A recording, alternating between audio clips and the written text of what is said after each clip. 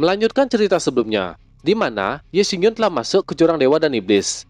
Dia pergi ke tempat tersebut untuk mencari tahu apakah ayahnya masih hidup. Dengan bantuan senior Peng, Ye Xingyun sampai ke tempat tersebut. Baru saja sampai, dia sudah diserang oleh berbagai macam monster. Akan tetapi, Ye Xingyun malah senang. Dia menggunakan monster tersebut untuk memperkuat tubuh fisiknya. Sesaat, Ye Xingyun juga menemukan pohon dunia. Dia mendekati pohon dunia, kemudian menyelidiki. Dengan teknik Sky Eye, Ye Xingyun menemukan buah jiwa pada pohon dunia. Untuk mengambil buah jiwa, Ye Xingyun mengalahkan monster piton bermata tiga.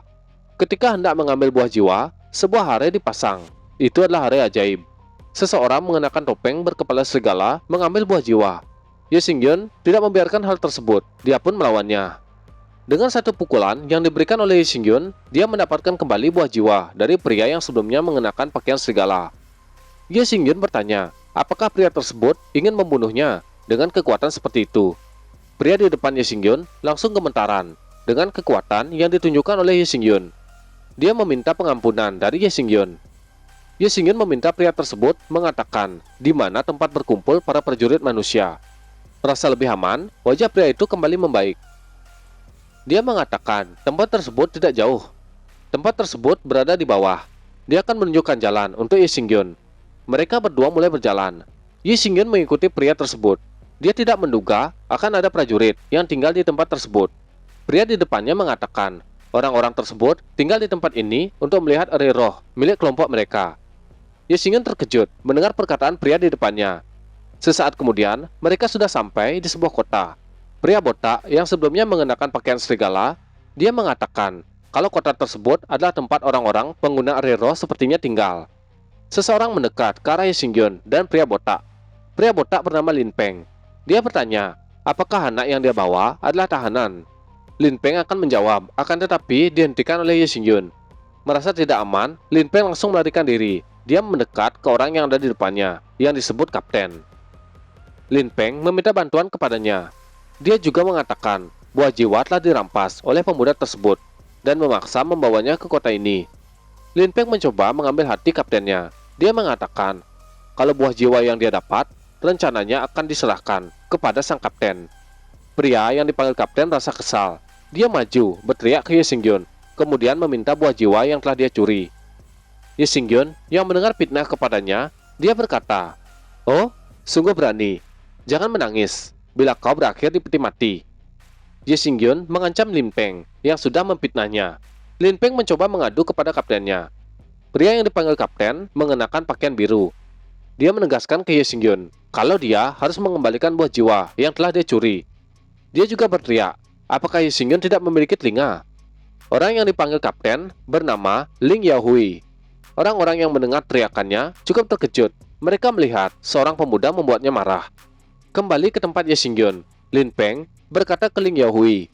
Ketika dia berusaha keras untuk mendapatkan buah jiwa, pemuda tersebut hanya mengambil keuntungan dari jerih payahnya. Dia ingin mendedikasikan buah tersebut kepada kaptennya. Akan tetapi, buah tersebut dicuri oleh pemuda di depannya. Lin Peng juga mengatakan kalau pemuda di depannya ingin membunuhnya. Ling Yaohui saat ini berada di ranah Heavenly King, lapisan kelima, Kapten Sisi Luar ke-6, Jurang Dewa dan Iblis, Kota Roh Bumi. Ling Yaohui berkata, apakah Ye Xingyun masih berani melakukan pembunuhan ketika dia berada di depannya? Ye Xingyun menutup matanya, dia melompat menyerang ke arah Lin Peng. Kecepatan yang dikeluarkan oleh Ye Xingyun sangatlah cepat. Dalam sekejap, Ye Xingyun berhasil melewati Ling Yaohui. Ling Yaohui berteriak menyuruh Lin Peng menghindar, akan tetapi itu sudah terlambat. Serangan Ye Xingyun sudah berada di depan matanya. Ye Xingyun berkata, karena kebodohanmu sendiri, kau pantas mati. Serangan Ye Xingyun melesat, melewati leher Lin Peng. Dia terdiam, tidak bisa mengeluarkan kata-kata. Akhirnya dia meninggal dan terjatuh ke tanah. Ling Yaohui menjadi marah. Dia berbalik dan mengatakan, beraninya, kau membunuh orang-orangku di kota Eri Roh. Bagaimana kau ingin mati? Ye Xingyun menatap. Dia bertanya, apakah Ling Yaohui ingin membalaskan dendam anjing tua tersebut? Dia pun menjawab, kau berani sekali. Sebuah formasi Re dikeluarkan olehnya. Formasi tersebut berada pada kedua tangan Ling Yaohui. Banyak formasi keluar dari atas Ye Xingyun. Dia berteriak, 8 naga menghadap langit, segel es. Naga es mulai keluar dari beberapa titik. Naga itu meliuk-liuk di atas kepala Ling Yaohui. Sesaat, naga es meraung ke arah Ye Xingyun. Ye Xingyun memanggil roh pedangnya. Dia menanyakan, apakah roh pedangnya tidak penasaran seberapa kuat tubuh Ye Xingyun saat ini. Ye Xingyun melompat ke langit, di mana naga es berada. Hingga akhirnya, dia dikelilingi oleh naga es. Ye Xingyun berteriak, "Seni tubuh peri iblis." Tekanan yang kuat dikeluarkan olehnya. Hanya dengan tekanan, Ye Xingyun mampu menghancurkan naga es yang mengelilinginya. Ling Yahui yang berada di bawah, dia menatap ke langit, di mana naga esnya berada. Dia sangat terkejut dengan pemuda yang berhasil menghancurkan naga esnya. Dia tidak menyangka betapa kuat tubuh pemuda tersebut. Ye Xingyun mengarahkan jarinya kepada Ling Yahui. Dia berkata, "Pergilah ke neraka." Sebuah serangan melesat dari jari Ye Xingyun. Serangan itu mengarah ke Ling Yahui. Sebuah pedang tertancap di dadanya yang membuat Ling Yahui terhuyung-huyung. Dia mulai kehilangan kesadaran, matanya melotot. Dipastikan Ling Yahui, kapten kota Arai Roh Bumi, telah meninggal. Pedang tanpa ampun melesat. Dia kembali dan masuk ke dalam sarung pedang. Ye Xingyun menatap pedangnya. Dia mengatakan, apakah dia ingin dibungkam? Roh pedang tertawa. Dia tidak berani dengan kekuatan Ye Xingyun. Orang-orang yang berada di tempat tersebut tidak menyangka seorang pemuda telah membunuh Kapten Ling. Setelah 50 tahun berlalu, pria tidak tahu malu lain muncul. Dia juga memprovokasi divisi Roh. Dia pasti akan mati. Mereka bergegas pergi untuk melaporkan kejadian tersebut. Ye Xingyun mulai terbang di dalam kota. Dia baru mengetahui semua orang yang ada di dalam kota adalah seorang Master Arai Roh. Dia berpikir, apakah kota tersebut sudah ada sejak zaman kuno? Ye Xingyun berhenti di sebuah bangunan yang ukurannya cukup besar. Kemudian dia turun dan memasuki bangunan tersebut. Tempat tersebut adalah arena pelatihan divisi spiritual. Dia berjalan memasuki pintu. Sesaat, Ye Xingyun melihat sebuah arena di ujung pintu. Terdengar sorakan yang sangat keras dari bangku penonton. Mereka meneriakkan, "Cepat singkirkan serangga itu!" Mereka sangat bersenang-senang melihat pertarungan yang ada di dalam arena. Terlihat, seorang Master Arai berdiri di dalam arena. Dia menatap musuhnya sambil berkata, "Haha, cobalah Arai Roh burung api buatanku." Sesosok burung api keluar dari susunan formasi yang dibuat oleh pemuda tersebut. Burung itu menatap ke musuh yang ada di depannya. Orang yang menjadi lawannya saat ini dalam kondisi terikat. Wajahnya memucat. Dia tidak bisa melakukan apapun dengan burung api. Semburan api dikeluarkan oleh burung tersebut. Lawan bertarung yang diikat hanya bisa menangis meminta pengampunan kepadanya. Ye Xingyun yang melihat pertarungan seperti itu merasa kalau Master Arai tersebut hanyalah sampah. Seseorang berkata, di tempat ini, seorang ahli spiritual menganggap dirinya sebagai dewa. Mereka tidak menganggap dirinya sebagai seorang manusia, tetapi sebagai seorang dewa yang berada di atas manusia. Seseorang berambut biru dengan pakaian biru serta topeng biru yang menutupi wajahnya berada di belakang Ye Xingyun. Dia kembali berkata, karena mereka menganggap dirinya dewa, itu normal memperlakukan orang luar yang dia tangkap sebagai hewan peliharaan. Ye Xingyun menanyakan siapa pria di sampingnya. Pria berambut biru menjawab, kalau dia adalah seseorang yang sama seperti Ye Xingyun, yaitu orang luar. Dia berkata, orang-orang tersebut menangkap siapapun yang berasal dari luar, namun mereka tidak menangkap para monster.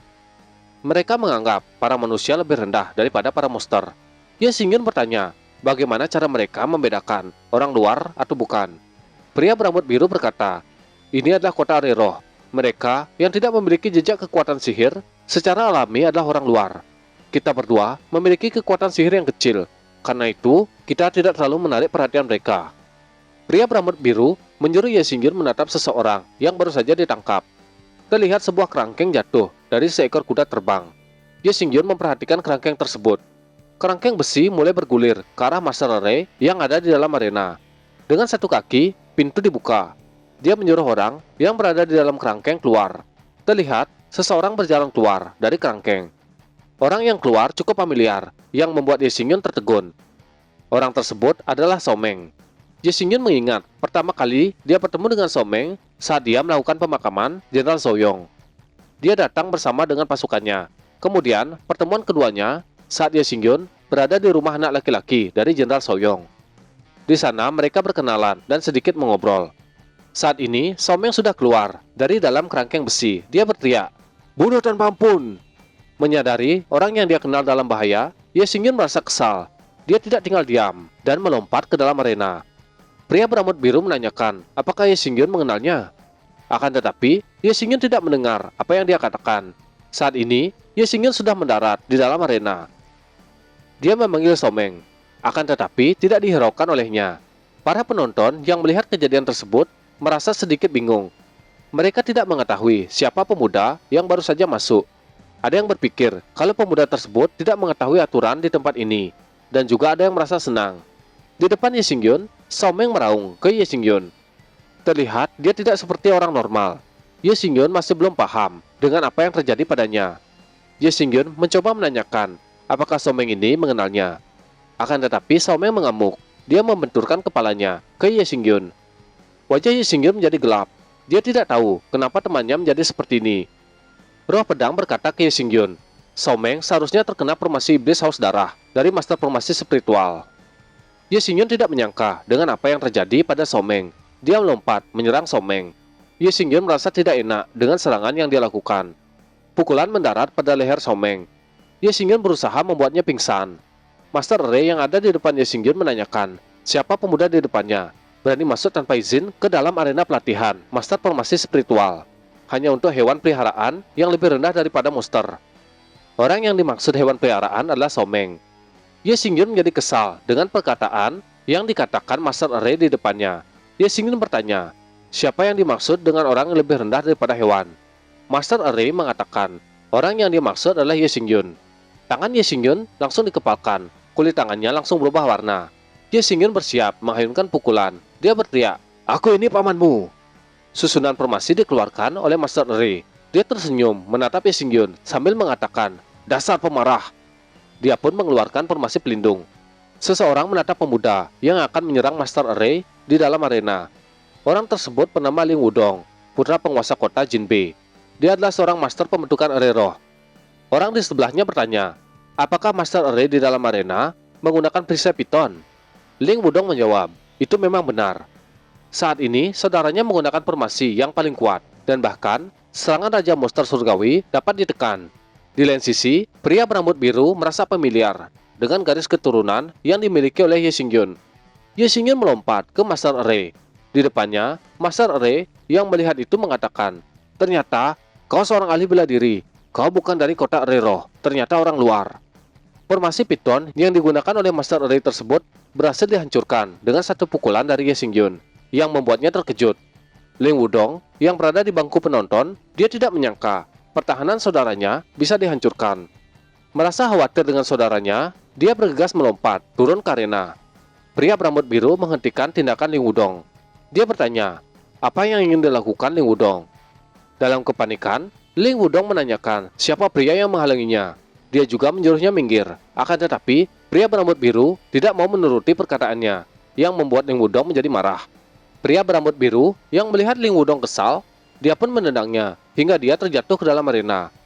Ling Wudong mendarat, kemudian dia berkata, baju biru, pakaian biru, kau pasti murid dari pria itu. Apa yang kau lakukan di sini? Pria berambut biru menanyakan, apakah Ling Wudong ini mengenalnya? Pria berambut biru menatap Ling Wudong. Dia mengatakan, kalau Ling Wudong telah mengetahui siapa dirinya, dia seharusnya tidak membuat masalah. Dia juga tidak bisa melakukan apapun kepada pemuda tersebut. Pria berambut biru turun di depan Ling Wudong. Saat ini, Ling Wudong menunjuk ke Ye Xingyun. Kemudian dia berkata ke pria biru, memangnya kenapa? Saudaraku akan dibunuh olehnya. Saat ini, saudara Ling Wudong sudah diangkat tinggi-tinggi oleh Ye Xingyun. Lehernya dicekek, yang membuatnya terbatuk. Dia meminta Ye Xingyun untuk melepaskannya. Akan tetapi cengkraman tangan pada lehernya semakin diperkuat. Retakan terdengar. Leher Master Ray itu patah, yang menyebabkannya mati. Pria berambut biru menatap Ling Wudong, mengatakan dia terlalu malas menjelaskan begitu banyak hal. Dia juga mengatakan, jika pemuda tersebut mati, maka kota ini akan musnah. Ling Wudong berkata, karena kau adalah murid orang itu, apakah kau memiliki kekuatan untuk melepaskan ere iblis haus darah? Pria berambut biru mengatakan dia tidak bisa melakukan hal itu, tapi seseorang bisa. Dia menunjuk ke atas. Ling Wudong langsung tersentak. Dengan terbata-bata, dia mengatakan, mungkinkah penguasa jurang? Bagaimana bisa? Ye Xingyun berteriak, siapa yang memasang ere iblis haus darah ini? Teriakan Ye Xingyun membuat Ling Wudong menoleh. Pria berambut biru menyuruh Ling Wudong segera pergi dan menyembuhkan tahanan tersebut dari ere iblis haus darah. Dia merasa kesal, akan tetapi melakukan apa yang diperintahkan. Kabut darah keluar dari tubuh Someng. Secara perlahan, kabut darah mulai menghilang. Someng pun tersadar. Dia merasa bingung di mana dia berada saat ini. Ye Xingyun berjalan mendekatinya. Dia menanyakan apakah Someng baik-baik saja. Someng mengatakan kalau dirinya baik-baik saja, akan tetapi dia masih tidak mengerti kenapa Ye Xingyun berada di sini. Ye Xingyun menoleh ke Ling Wudong, menanyakan apakah dia yang memasang formasi iblis saus darah kepada Someng. Ling Wudong menjawab, kalau mereka berdua sudah impas, Ye Xingyun juga membunuh saudaranya. Mendengar itu, Ye Xingyun kembali bertanya, apakah dia yang telah memasang formasi saus darah kepada Someng. Ling Wudong bertanya balik, bagaimana jika dia yang melakukannya? Dia juga bertanya, apakah Ye Xingyun peduli dengan saudaranya yang telah dia bunuh? Dia juga bertanya, apakah Ye Xingyun ingin menggertaknya? Niat jahat keluar dari wajah Ling Wudong. Dia berkata ke Ye Xingyun, jurang penuh dengan gelap malam. Ketika kau berjalan untuk waktu yang lama, hati-hati dengan hantu. Pria berambut biru menepuk pundak Ling Wudong. Dia mengingatkan agar dia tidak mencari kematian. Ling Wudong menoleh ke belakang, melihat pria berambut biru. Ye Xingyun menyapa pria berambut biru. Dia merasa kalau pria berambut biru adalah temannya, dan berterima kasih karena pria berambut biru telah membantu Ye Xingyun menghentikannya. Akan tetapi, Ye Xingyun mengatakan kalau dia bisa melakukannya sendiri. Mendengar hal itu, pria berambut biru menyerahkan masalah tersebut kepada Ye Xingyun. Ling Wudong berteriak, haha, anak ini sungguh baik. Jangan khawatir, aku akan membiarkanmu mati dengan mudah. Ye Xingyun bergegas menyerang Ling Wudong. Melihat hal itu, Ling Wudong langsung mengeluarkan susunan formasi perisai bumi. Banyak tonjolan batu keluar di sekelilingnya. Pukulan Ye Xingyun terhalang oleh batu tersebut. Ling Wudong tersenyum melihat lawannya tidak bisa menembus pertahanan. Kemudian dia berkata, apakah cuma segitu kemampuanmu? Kau tidak mampu menggores pelindungku, apalagi ingin membunuhku. Ye Xingyun mengeluarkan teknik pedang. Bentuk ketiga dari teknik pedang tanpa ampun dikeluarkan oleh Ye Xingyun. Pedang tanpa ampun melayang di depannya. Ye Xingyun berteriak, seni pedang kejam. Di lain sisi, Ling Wudong tertawa. Dia merasa kalau lawannya hanya membual. Merasa tekanan yang begitu kuat dari pria di depannya, Ling Wudong bergumam. Lawannya jelas-jelas seorang ahli bela diri tanpa basis kultivasi. Tapi bagaimana mungkin dia memiliki aura yang begitu kuat? Apakah itu dari artefaknya? Re roh kembali dikeluarkan oleh Ling Wudong untuk melindungi dirinya dari serangan lawan. Pedang tanpa ampun mulai berputar. Kekuatan yang kuat menyelimutinya. Bentuk ketiga dikeluarkan. Di bawah, perlindungan roh yang dibuat oleh Ling Wudong sudah menutupi seluruh tubuhnya. Sedangkan pedang tanpa ampun sudah siap untuk melancarkan serangan. Kekuatan yang kuat melesat dari atas. Itu adalah serangan dari pedang tanpa ampun milik Ye Xingyun. Tabrakan yang sangat dahsyat terjadi. Kekuatan penghancuran begitu kuat hingga pecahan arena mulai berserakan. Darah terciprat ke samping. Pria berambut biru terkena cipratan darah. Dia mempertanyakan, apakah Ling Wudong sudah mati? Sebuah suara dengan tekanan yang kuat terdengar. Bagaimana aku bisa membiarkan orang sepertimu pergi? Pria berambut biru menyadari pemilik suara tersebut. Dia adalah Ling Tao. Sepasang tangan berwarna emas dengan ukuran raksasa keluar dari langit. Tangan raksasa menjulur ke arah Ye Xingyun. Tekanan kekuatan dari tangan tersebut begitu kuat. Merasa keadaan mulai berbahaya, pria berambut biru bergegas mendekat ke Ye Xingyun. Tangan raksasa dihentikan olehnya, hingga pria berambut biru mengeluarkan seteguk darah. Dia terpental menabrak pinggiran arena. Pria yang dipanggal Ling Tao muncul. Aura berwarna biru berada di sekelilingnya. Dia bertanya ke pria berambut biru, kenapa dia menghentikannya. Tapi Ling Tao ini tidak ingin membahas masalah tersebut. Ye Xingyun mendekat ke Someng dan menanyakan kondisinya. Someng tertawa, mengatakan kalau dia baik-baik saja. Dia ingin membantu Ye Xingyun melawan musuhnya, akan tetapi belum selesai berbicara, sebuah kekuatan menembus tubuh Someng dari belakang. Matanya langsung kosong, dia terjatuh dan tidak bisa diselamatkan. Ye Xingyun tidak menyangka dengan kematian temannya.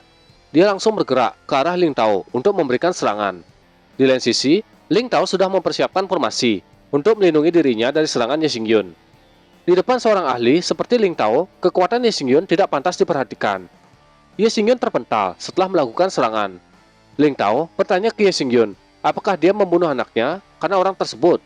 Yang dimaksud adalah Someng. Dia kembali berkata, maka dari itu dia pantas mati. Adapun kau. Pria berambut biru maju menghalangi Ling Tao. Dengan sikap sopan dia berkata, Raja Areroh, kau tidak bisa menyentuhnya. Ling Tao menjawab, selama dia mematahkan tangan dan kakinya di depanku, dia boleh pergi. Ye Xingyun sangat marah. Dia berteriak akan mematahkan tangan dan kaki Ling Tao. Kemarahan Ye Xingyun membuat kekuatannya meluap. Ray pedang ajaib yang menyegel tubuhnya mulai bergetar. Paku dalam formasi tersebut mulai terdorong keluar. Dalam kemarahan, dia pun maju menyerang Ling Tao. Ye Xingyun berteriak, "Bajingan, rasakan pedangku!" Ling Tao yang melihat pemuda di depannya menyerang, dia menatap pria berambut biru, kemudian mengatakan, "Lihat pemuda yang kau bela, dia ingin menyerangku. Bagaimana menurutmu?" Pria berpakaian biru menjawab, "Bahkan jika dia ingin menyerangmu, kau tidak bisa menyakitinya." Serangan Ye Xingyun semakin dekat. Ling Tao mengatakan pemuda tersebut cari mati. Pria berambut biru mengingatkan, jika Ling Tao berani menyerangnya, dia sudah pasti mengetahui konsekuensinya. Sebuah formasi dikeluarkan. Ling Tao berkata ke pria berambut biru, "Jangan pikirkan hal itu, cukup satu kata, mati." Banyak formasi Re keluar di sekeliling Ye Xingyun. Apa yang akan terjadi? Mari kita lihat pada video selanjutnya.